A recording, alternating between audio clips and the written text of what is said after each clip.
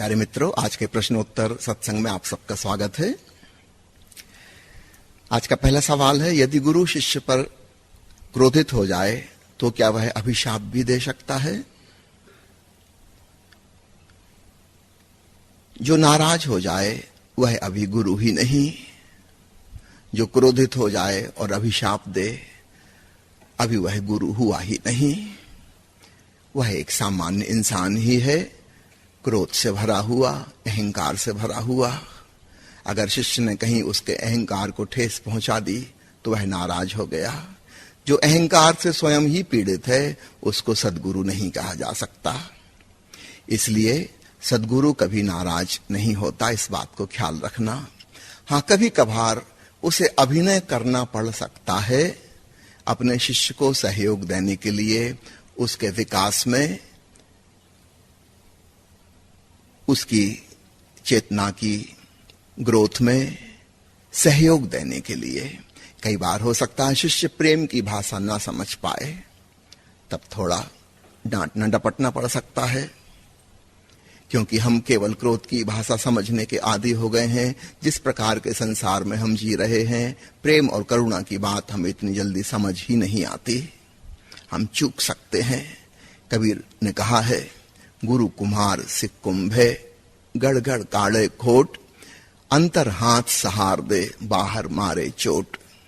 तो कभी कभी गुरु को चोट पहुंचानी पड़ सकती है, लेकिन याद रखना तब भी वह क्रोध में नहीं होता। उसका वह कृत्य भी करुणा के कारण होता है, क्रोध की वजह से नहीं। क्रोध केवल अभिनय ही होगा, भीतर उसकी करुणा ही होगी।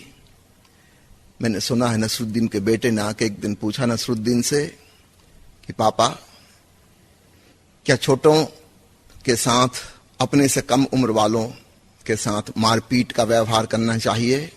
नसरुद्दीन ने कहा, कभी नहीं, छोटों की पिटाई नहीं करनी चाहिए। तब उसके बेटे फजलू ने कहा कि पापा, तब आप हमारे स्कूल के टीचर्स को भी यह बात समझा दीजिए। हद हो गई, उन लोगों को इतना भी ज्ञान नहीं। करुणा बस भी कभी पिटाई करनी होती है। जरा सोचे, एक छोटा बच्चा है, वो एक दीपक की लौ को जलता हुआ देखकर आकर्षित हो रहा है, उसको पकड़ने के लिए आगे बढ़ रहा है।